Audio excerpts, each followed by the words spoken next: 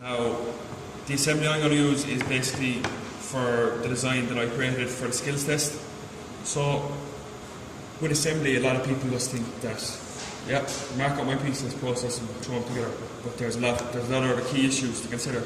So the main issue that you've been taught probably since junior cert is that all your face side and face edges must line up. So these are just a very important rule of thumb to remember, that all your face side and face edges must line up. Now, as you can see here, there will be some exceptions. So in this case here, for these two vertical components, I have my face side here and my face edges here. The reason I place my face edges on the back is because when I'm removing these mortises here, I need to be marking them off this edge, hence why my face edge is at the back. However, in this case here, I was removing fingers here at the front, so I was marking off this edge here, hence my face edge is here. So another key point to remember when assembling is that you want to try to keep joy assemblance to a minimum. So for example, when I process this finger joint, you want to try reduce the amount of times you actually put these components together. Now, there's an obvious reason for this.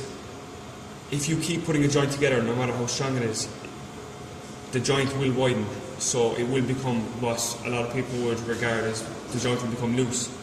But what is actually happening is, when you're pulling, we'll say, the fingers apart, these are widening, and hence that the joint will become a lot more unstable and will become loose. So you want to try to keep joy assembling to a minimum. So a third strategy, a third key point that I thought I raised there is basically the strategy. So in this case, it's quite basic there. You saw me assembling it. It doesn't make a difference what piece I put on first. I can just slap it all together. As for other more complicated components such as this one, I think this was the design project from, I think it was 2010 or 12, I'm not too sure. But for some assemblies that you will have to adopt a strategy. As you can see here, I think you couldn't, this component here had to be assembled first, so it could be put onto this, and then this was screwed in here, as you can see. But that just goes to show you couldn't just put this onto this, then add these.